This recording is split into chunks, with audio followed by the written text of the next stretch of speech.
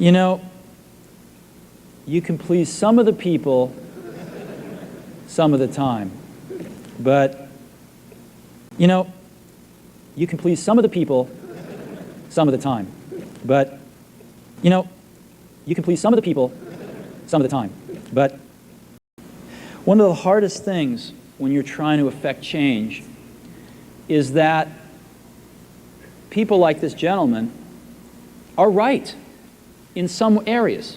Say, hey, George. I'm saying, I hey, got George. it. No, how you doing?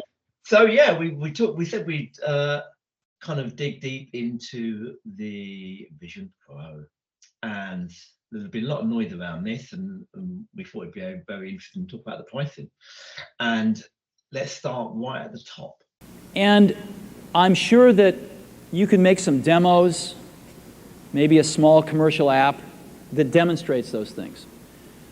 The hardest thing is, how does that fit in to a cohesive, larger vision that's going to allow you to sell $8 billion, $10 billion of product a year?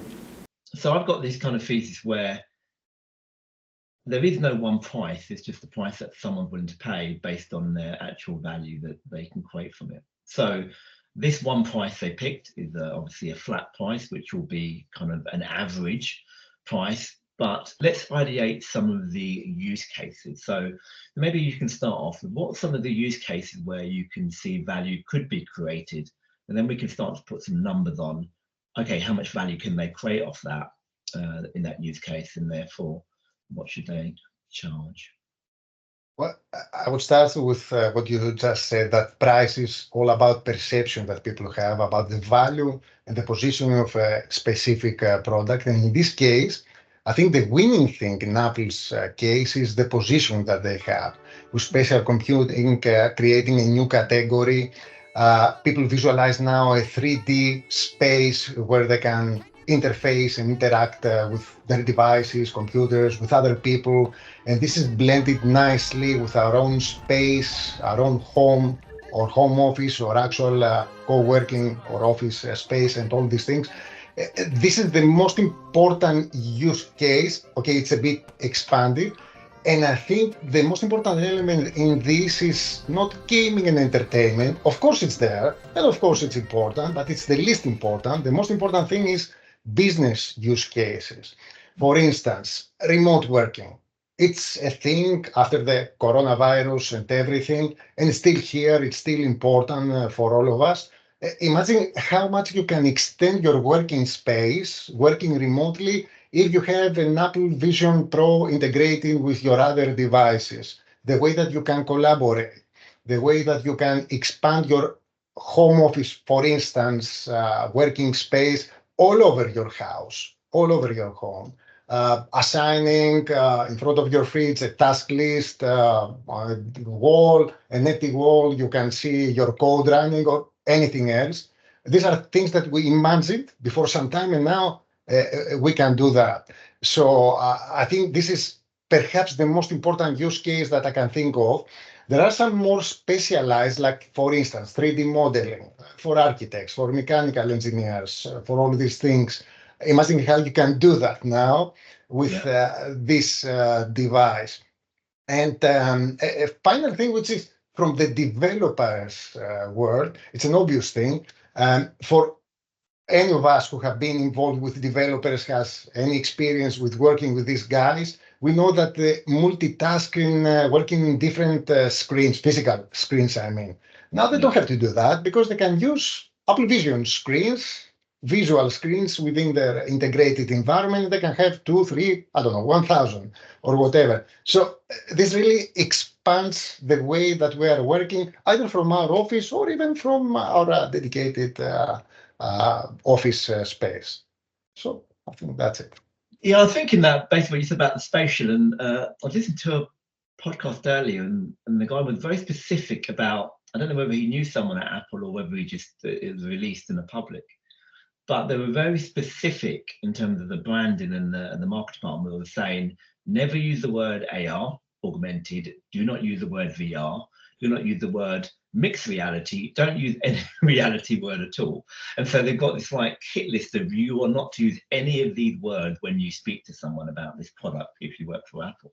And so you're right, they've been very good at controlling the narrative about exactly what it could do.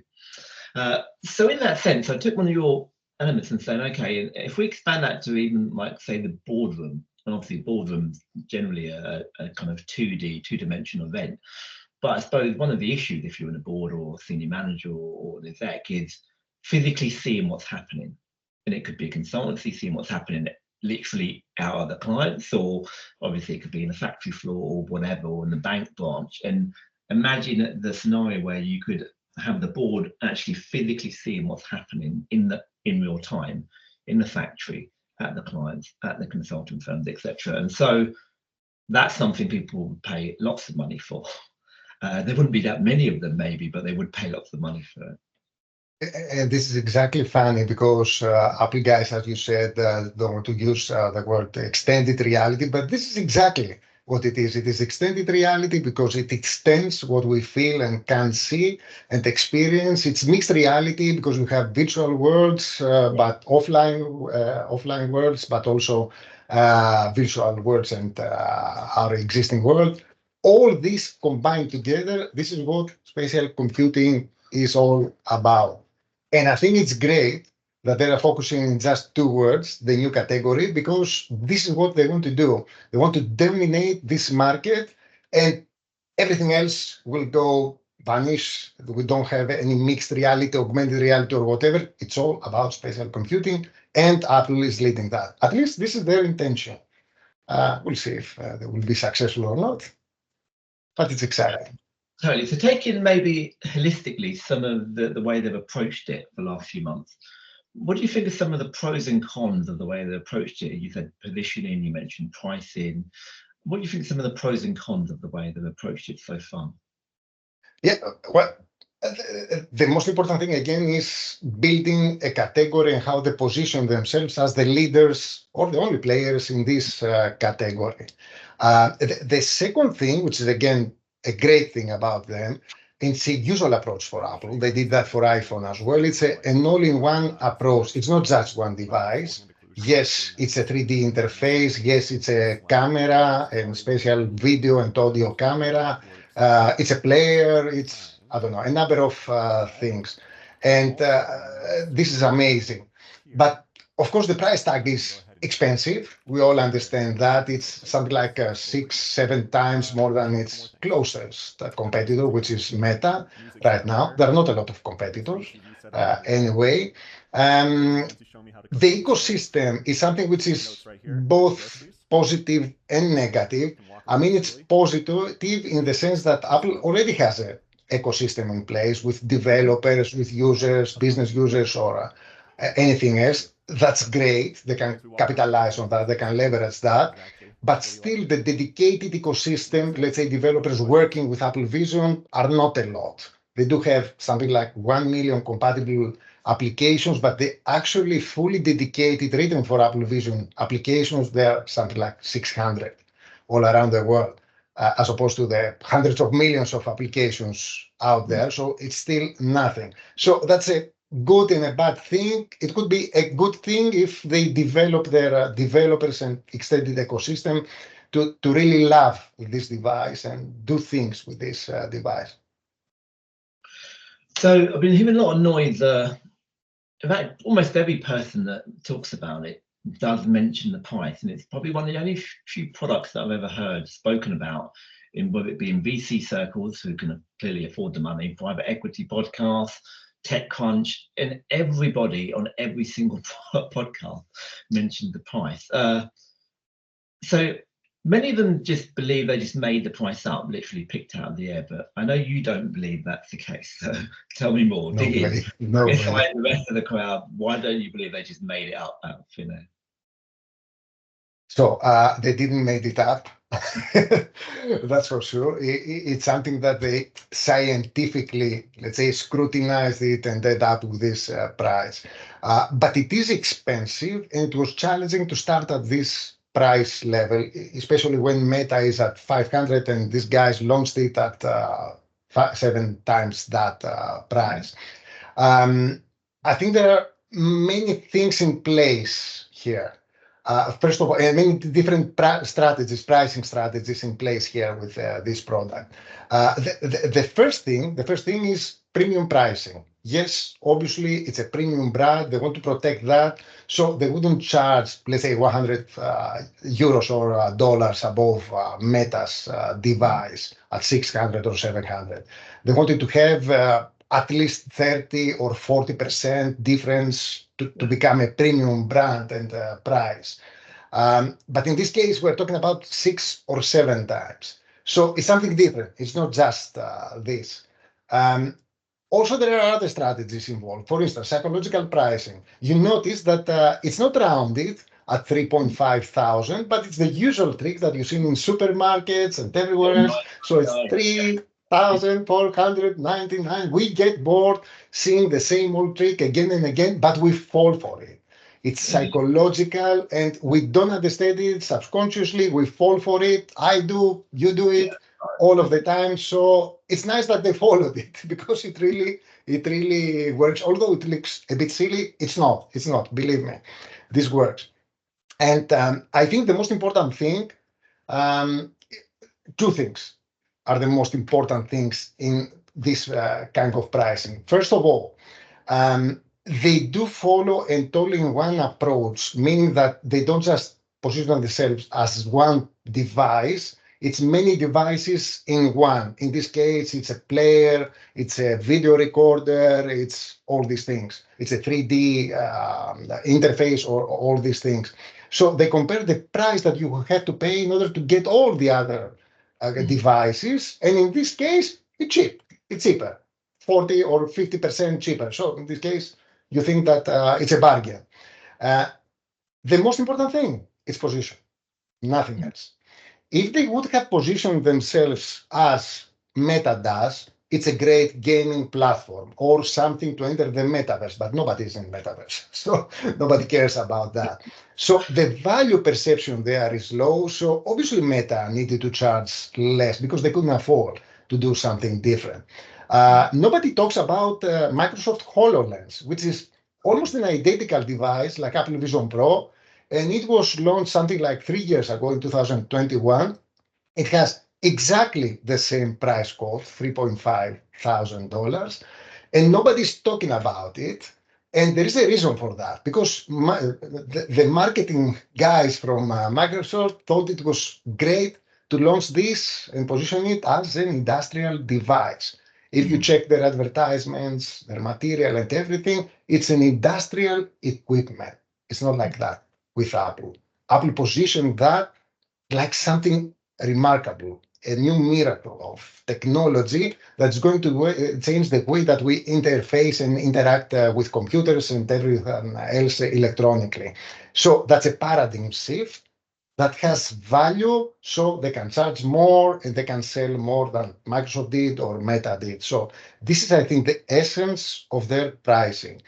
How they figure it out and secure that this price code, specific price, is correct. Obviously, they did some pricing research. There are 20, 25 different pricing methodologies that they could have followed, from conjoint, from value price mapping. I don't know. There are 20, 25 different pricing methodologies. They used some of these. I'm pretty sure about that. But again, the most important thing, position, how they position themselves. They're great on that. Totally. You mentioned a key word earlier, because I like seeing an online fight, sometimes on LinkedIn, sometimes on Twitter, between the guy called Christopher Lockheed, I believe, and he's part of the category pirates, Eddie Yoon and a couple of others. And essentially, they did some research and they looked back at companies that have been successful, and they were saying that if you create a category, the category leader, normally the creator, tend to take about 76% of the economics. And the economics could be market cap, it could be revenue, but largely in its market cap in this sense. So to your point, if you create a category, George, and you own it, you're going to literally take all the economics before people start piling in. And so the key thing they did was create spatial computing, which they now own. Meta can't use it because they'd be afraid to. No one else will come on board, and even if they do, they will be swamped by Apple. And so to that point, Yeah, then you kind of create whatever market you want, and you can charge kind of what you want because it's brand new. exactly. And this is not the first time that Apple has done that. They've done that with the computer world, practically, before Okay. anyone else. They've done this with tablets and iPad. They've done this with smartphones and iPhone. We had smartphones before, but practically the category was created and launched and initiated with Apple. And in all these cases, they got the most out of it. Perhaps they didn't get, in terms of volumes, they didn't get the largest market share because of the premium price, but they got most of the profitability and the value generated by the category. I wouldn't be surprised if it is 70%, like you said. Most likely Yeah. it is. So say you're sitting in Apple and they've asked you, George, about your leading up the pricing and some of that strategy. You've seen the recent success, how many they've sold, you mentioned it earlier. What would you see as success over the next 4 or 5 years? What would you be pitching to Tim Cook if you spoke to him and saying, this has been a successful pricing strategy over the next 2, 3, 4 years? I think that they will try to sustain more or less the pricing that they have right now. Obviously, they will respond to some market pressures, especially when they expand their sales and they move from the early stage market. Now they're selling to developers and tech enthusiasts. They're willing to pay an extra more for the device. But when they enter the actual business world, the pragmatist world, these people are not so enthusiastic about technology, but the benefit that they derive from technology, and they ask for more with less money. So there will be some price pressure, but I would be surprised if the price within the next 2, 3, 4 years or whatever falls down to more than 3,000, less than 3,000 or something like that. So some price adjustment will be there, definitely. But again, this is not the most important thing in their pricing strategy. The most important thing is building the monetization ecosystem. If they manage to do that and create additional value for developers, for people like us, users, for suppliers all around the world, and there is a strong dependency from Apple's brands like Apple Vision or anything else, then it's very easy to protect your profit margins, to protect your pricing. Yes, you should adjust here and there, but that's all there is to it. At 10 minus or plus percent, that's all there is to it. I think they can do it nicely. And I think this is where they will focus, not on pricing per se, but on their ecosystem and the value that the customer is perceiving that is getting from the device. And you mentioned earlier about unit sales. So what kind of level of the unit sales would you think that they would be budgeting and make them happy over the next 2, 3, 4, 5 years? Well, the only thing that we know from Apple is their target for this year, which is less than 500,000 devices. They have sold 200 or something thousand devices already, which is amazing, by the way, if you consider the price quote. We're talking about more than 500 million of sales. But this is not enough to create a category, even if you are as big as Apple. I've checked the recent Statista forecast, and they are talking about in 5 years horizon, they are talking about 12 million devices. Well, that corresponds to roughly 35 billions with a 3,000 price quote, assuming the price will fall a bit. And that's a big market, obviously. And if we're talking about 12 million users of these devices, then yes, you have created an ecosystem.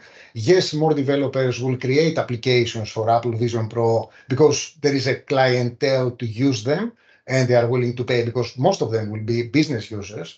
I guess that more than 70% of them will be business users. So you have created a big value adding and monetization ecosystem, and that will be key for their success. Yes, it's a good point you mentioned there about the ecosystem, because there had been a bit of pushback from some of the big companies about the Apple tax. And I don't know what made maybe our last conversation maybe go down the rabbit hole of thinking how much do in the UK supermarkets and the Walmarts and basically Kroger and stuff, how much do they charge when you add all the slot fees, placement fees, positioning, and all the other things that if you wanted to get a product onto a supermarket, you're probably looking at 25, 35% to get it into margin give up to get a normal ketchup into a supermarket. Maybe not ketchup because it's a big brand, but a normal starting out brand, it would probably 20, 30, maybe up to 50% of margin give up to get your product on a good supermarket shelf. But there seems to be quite an allergic reaction to the Apple tax because it's online and it's emotionally free because it's digital. And what's your view on the whole Apple tax, big margin into it? It's fair. Surprisingly, it's fair. Okay, now people will accuse me that I'm working for Apple or something like that. It's not like Are that. you working for Apple? Are you? No. Okay. Not related at all. Not I do have an Apple phone and everything, an iPad, but I love Apple, but I don't work for Apple. And but I do believe they are fair in their pricing. And why is that? Their pricing, their commission that they get from the Apple Store from all developers is somewhere in the range of 30 down to 15% if we are talking about recurrent revenues, which is what other app stores are charging anyway. So it's in par with the market. It's more than Airbnb or Booking is charging, for instance, which is around 15% or something like that, perhaps even less. But we're not talking about the same thing. Airbnb is a marketing platform, period, nothing else. Here, we're not talking about a marketing platform. Yes, you can promote your products, obviously, but that's not the important thing. You have also a development ecosystem, a development framework that you can use, a development language also that you can use in order to write applications for iOS. So that's a completely different thing. They give you different means, more means in order for you to create value. So obviously that will cost more. And I find it fair. Unfortunately for me, possibly, but I think it's fair. I suppose it's no dissimilar to anything, whether it's a physical product or products. They could charge less and then make you advertise more. But either way, they would still end up with roughly the same number. If Amazon recently layer on adverts, you end up with the same fee that you may pay to get your product sold in a roundabout way.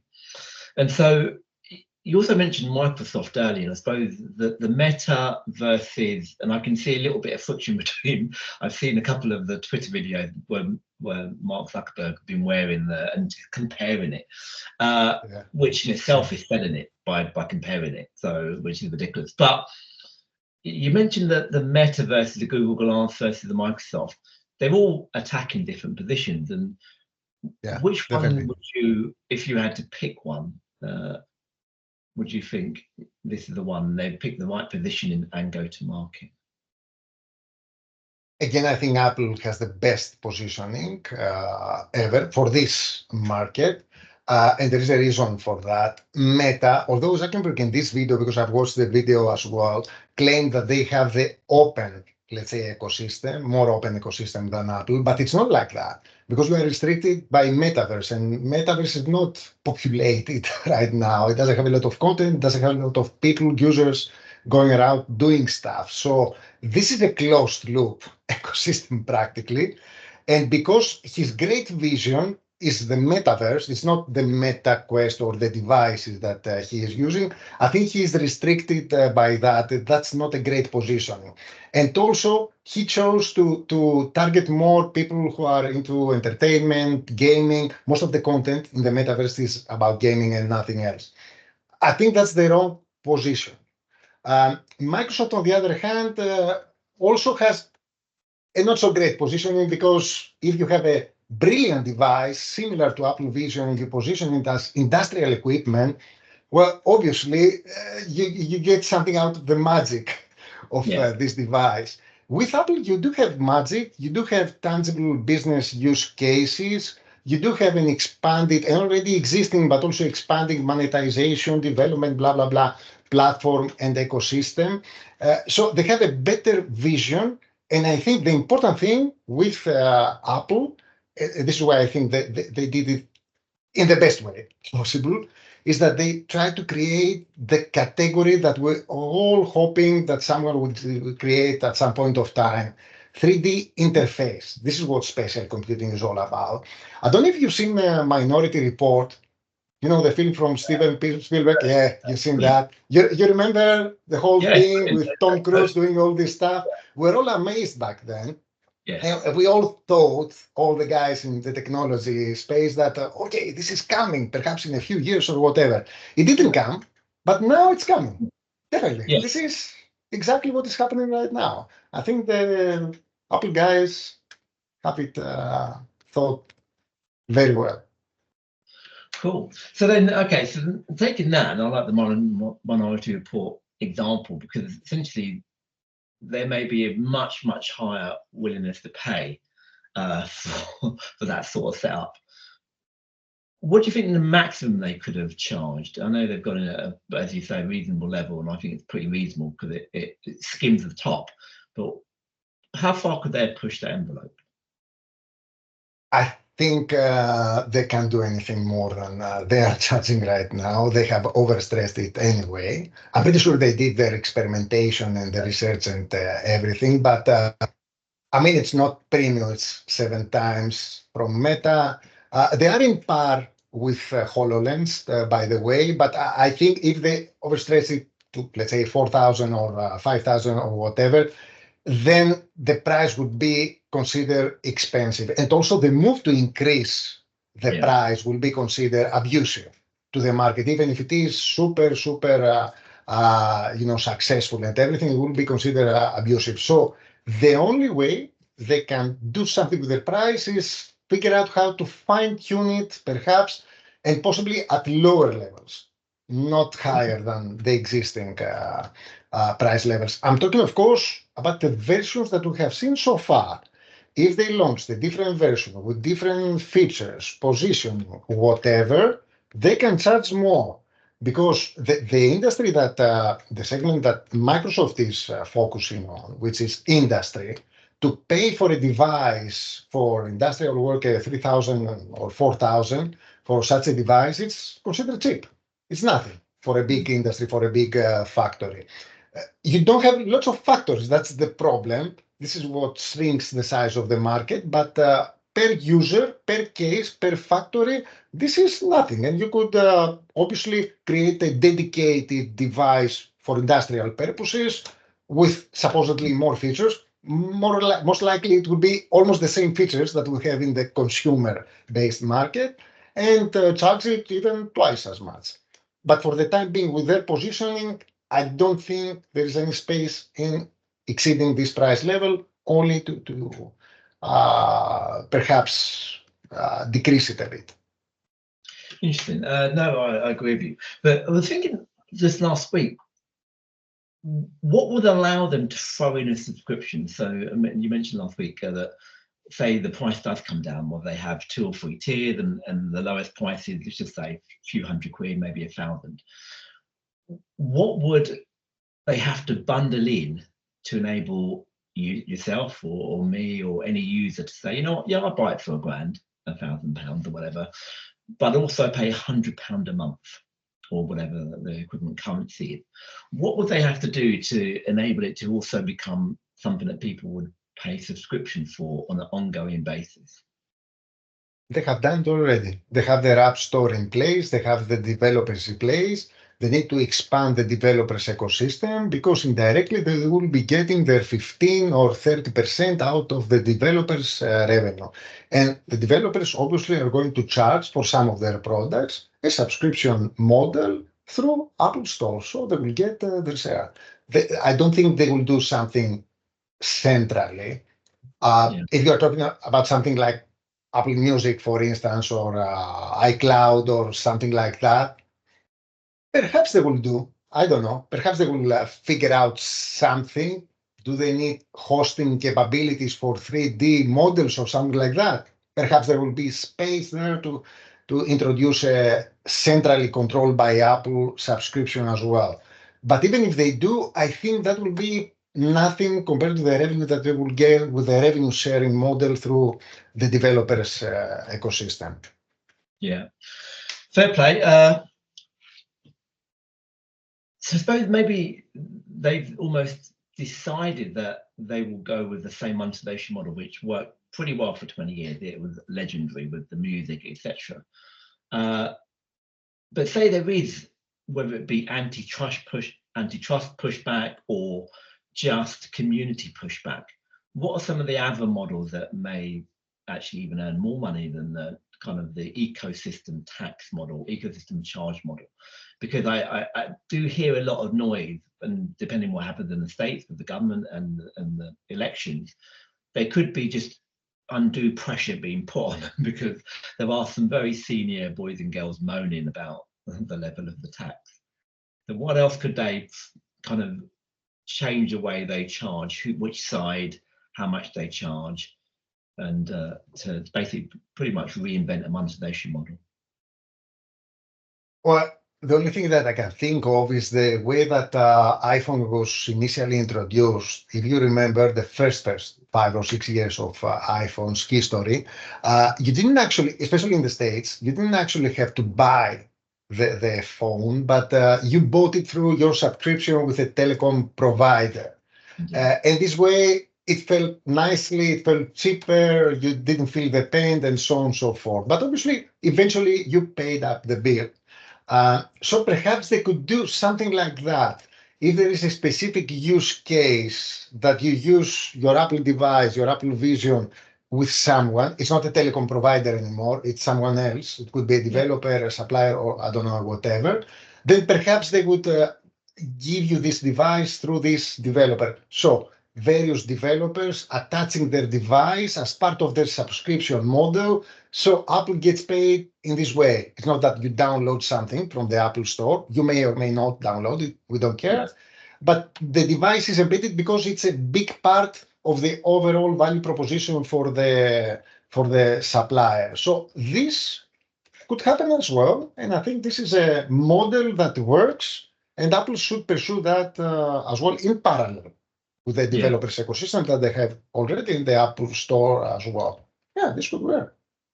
I like that. I think I'm thinking next time I buy a Mac, because I've seen I can't remember what they call it. They've got the program where you pay, I don't know, $200, or I don't know what they put in sterling, where you get a Mac and you pay a certain amount every single month, kind of like buy now, pay later, but not just the financial side.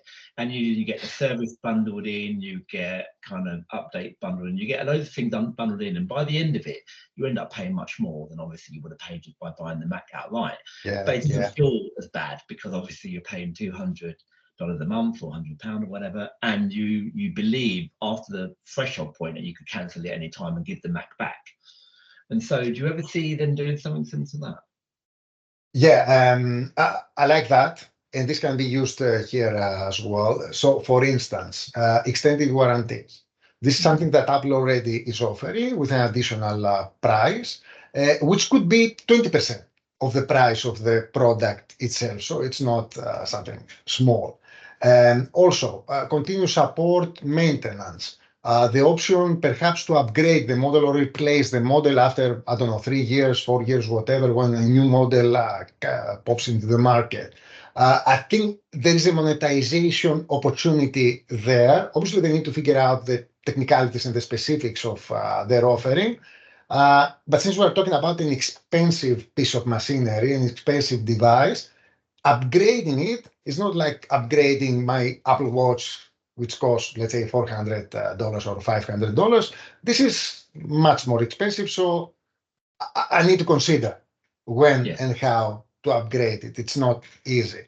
If you offer me something, perhaps, which is a contract, perhaps I will take it. Yeah, good stuff. So then go down the rabbit hole, because we've both been looking on LinkedIn in terms of the pricing team and etc. So how do you think Apple is set up in terms of having a pricing team or team pricing melded with the branding team and the marketing? Because it didn't seem easy to pick out. Most companies you can look on LinkedIn and say, he's doing that, she's doing that, he's doing this. But it's been very hard to find the pricing team in Apple. It's very hard, and I don't know if it really exists as a specific function, distinct function. In some companies, you do have a pricing department and function. In some other companies, you just have the marketing function, and this is embedded there.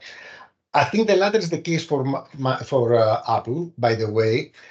We both did some searching with Sales Navigator, LinkedIn, and everything. We end up with, I don't know, 10 decision makers with specific pricing roles, which is nothing compared to the hundreds of thousands of employees in Apple.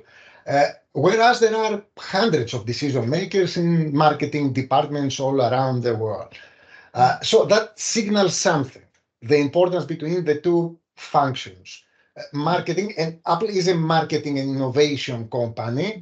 Obviously, marketing has bigger weight in pricing as well, most likely in pricing as well. My guess is, it's obviously a guess, again, I don't work for Apple or with Apple, but my guess is that there is a pricing something, department or function or whatever, but mostly is supporting. It doesn't make up, take decisions, the important pricing decisions, but it does collect all the necessary information, possibly does all the pricing research and analysis and things like that.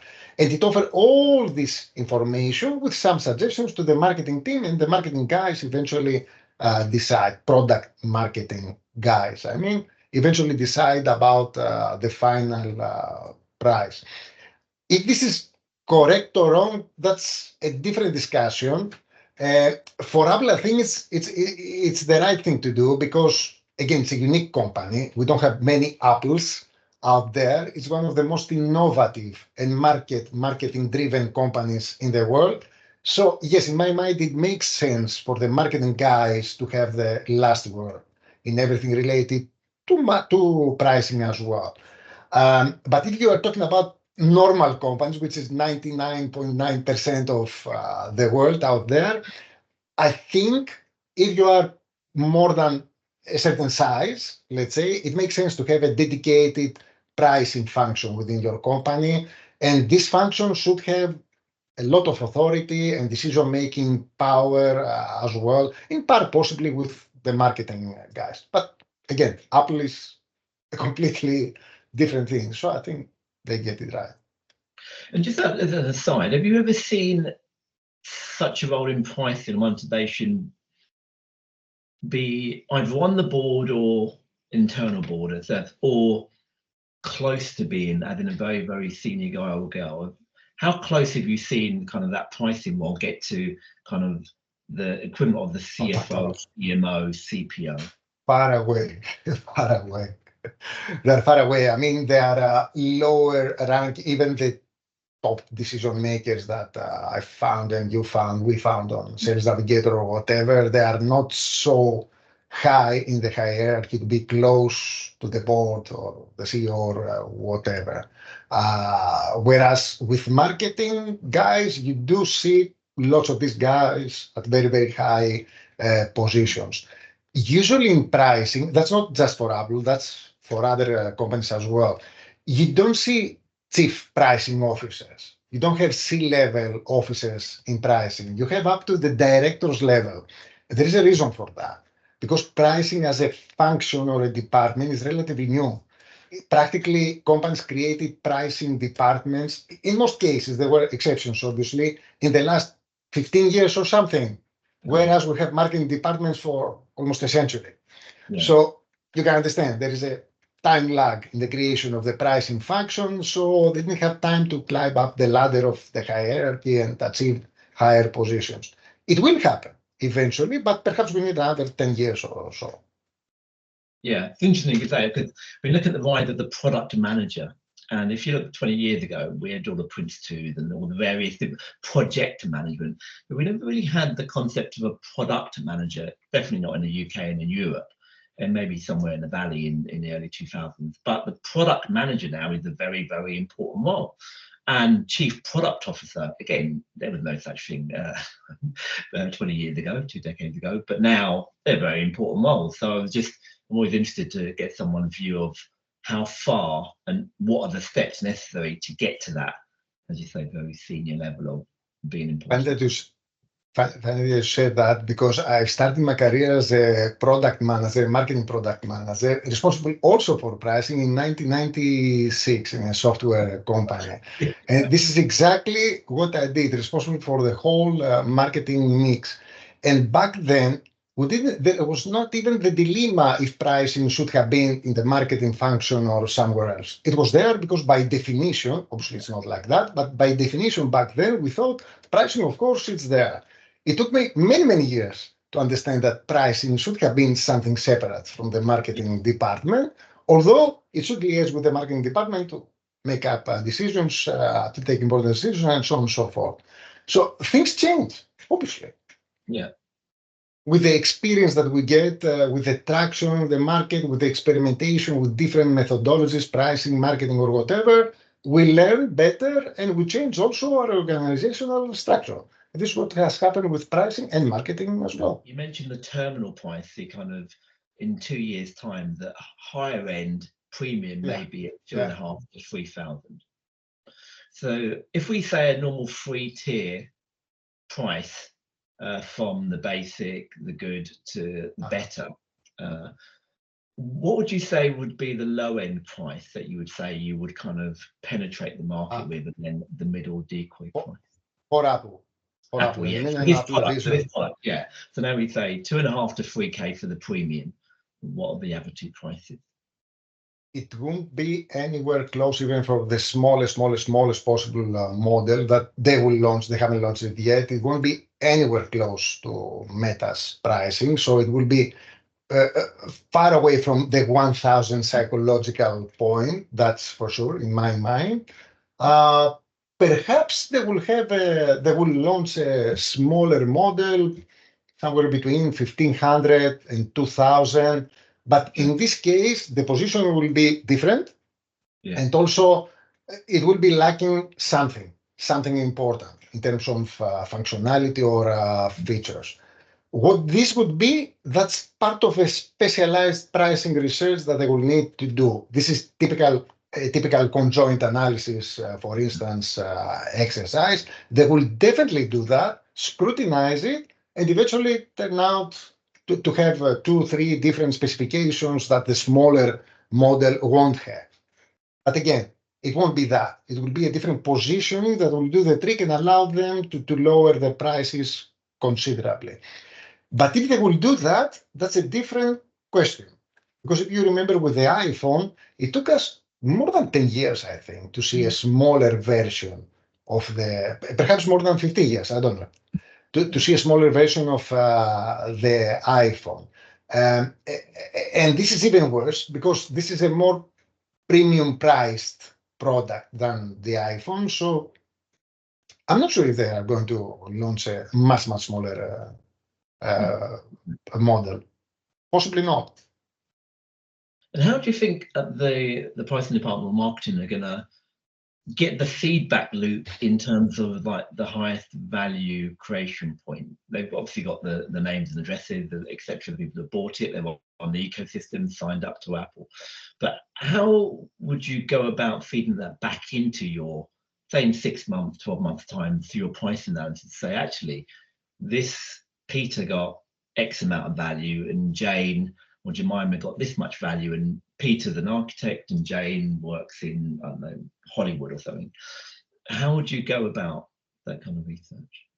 Yeah, well, it's all about value and price perception. It's all about perception. So I'm pretty sure that they have the system in place with market pricing research, all these things, feedback loops from the marketing department or anything else in order to understand how people are perceiving the value, first of all, of the product. Are they happy? For which parts of the product are they happy or unhappy, and so on and so forth? Because the first thing that they want to ensure is that people who have paid the price of 3,500, they are happy, and if yes, why they are happy. They want to reinforce the value perception of the product. And then if they are happy with that, they have gotten a lot of information from the market about additional features, about perceptions that perhaps they are lacking, or new directions that perhaps they should investigate, and all these things in order to build up their value proposition. Then they will do their pricing exercise and see if they need to lower or adjust the price or create a different model or whatever.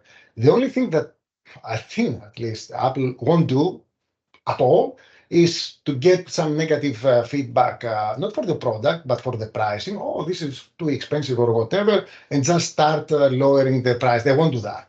They will prefer to perhaps change the production line and improve the value proposition and bring up some subscriptions, as you said, as an added value, or some new features, I don't know, whatever, and improve the value in order to sustain the current, more or less, price levels, as opposed to just lowering the price and discounting the product. They won't do that. If they start doing that, most likely they will cancel and withdraw the whole product category and the product after some years. And they haven't done that, I think. Trying to think if they had any serious failures so far. No, not really. Normally, you're right, they've caught the zeitgeist of there is a new behavior, whether it be George and I are taking photos of our dog and putting them on Instagram, we need a nice phone, or whether we're walking with a computer or we're basically doing a board meeting, we need a tablet. So I think they've always caught the zeitgeist in a behavioral change. And I'm trying to think, maybe to position of view, what do you believe is a behavioral change that would need to happen to become a wild success? It will be successful, but to be wildly successful, what do you think the kind of behavioral change that people need to adopt for it to be, I have to have one of these? It depends on the target group. For the initial target group, which is developers, tech enthusiasts, like the two of us, for instance, they don't need a lot, because we were dreaming of something like that to happen. And now Minority Report is here, so we will be more than happy to adjust a bit our behavior in order to do all this stuff, which is practically doing things in 3D virtual space, semi-combined with the actual space. But if we're talking about the mainstream market, which is the bulk of the market, 80, 70% of the market, which is going to come perhaps after a couple of years, not yet, it's a different thing, because these guys are not so accustomed using technology like that. They don't even understand what it means to be in a virtual world, semi-combined with the actual world and having things, task lists or whatever. This is a paradigm shift. This is a completely different behavior or acting in your day-to-day work. So the only way to get through this market is to actually have a business benefit. If you start talking about 3D user interface with these guys, you'll lose them. If you're talking about multitasking and how efficient this is, and you present a successful case study from a similar company with a similar role, when they did that, they were scared in the beginning, but they did that, they were bold, and now they are 50% more productive, I don't know, whatever. This is what these guys will follow. So you need testimonials, and these guys will follow testimonials with a proven business value. Business value is the important thing, and then they will change their behavior.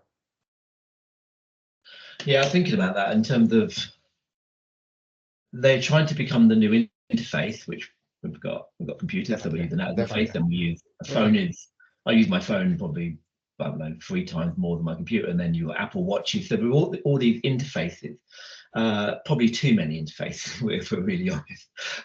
So I was thinking whether it's going to become an interface that's only used for a certain event. As you mentioned, it may be a walk through a factory with 2 people in the boardroom and someone at the factory, or maybe a conversation with a client. It may be investing in the stock market for 2 hours. It could be whatever. Or whether they're gonna try to make it the interface that George said, this is my most important interface that I'm going to normally dominate for 6, 7, 8 hours a day.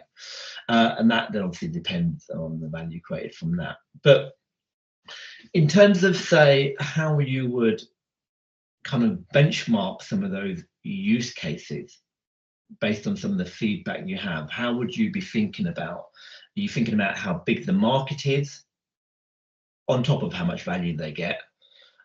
Or actually, you know what, it's a standard product and we want to just sell it as much as we can in a very horizontal way without going too far down any vertical rabbit holes? Well, there are many different, let's say, approaches and methodologies in order to benchmark the market.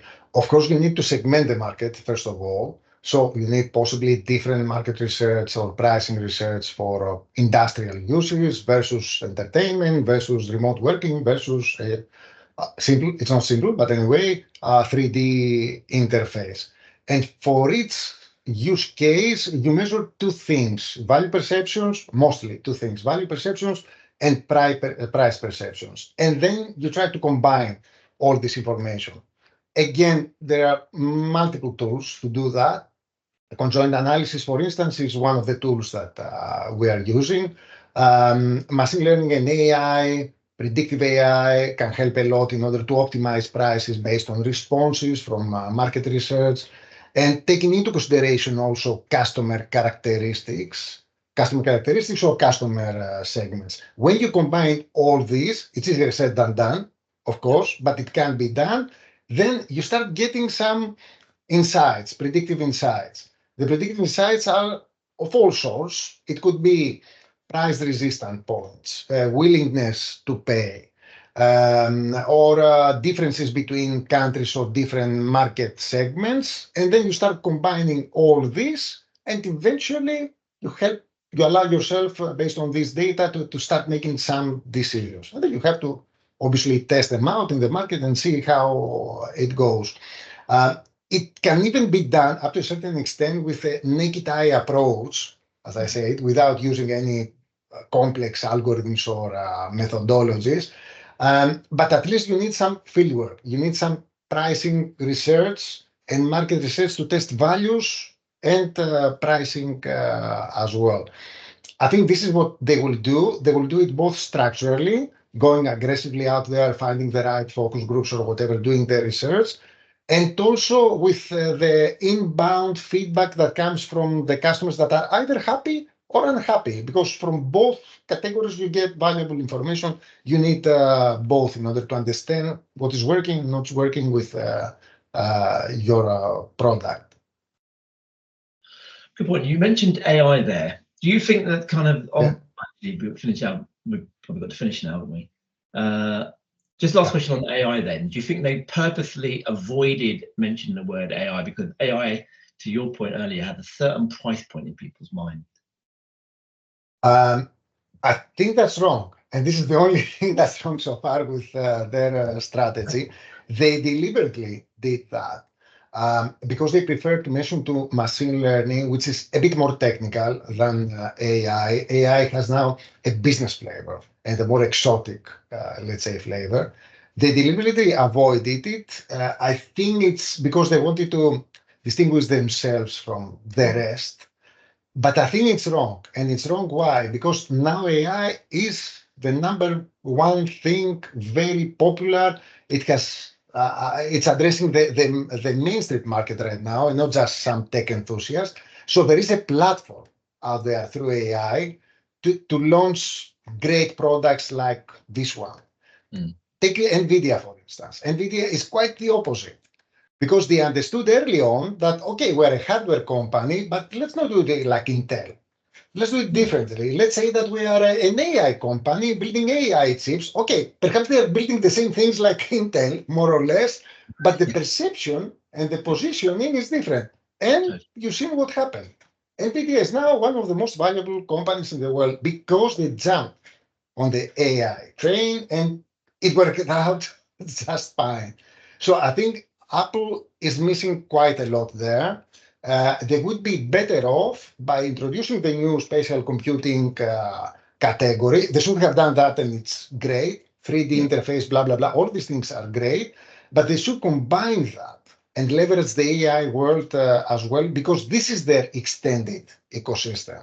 And they should leverage that and not avoid that. But perhaps they know better. I don't know.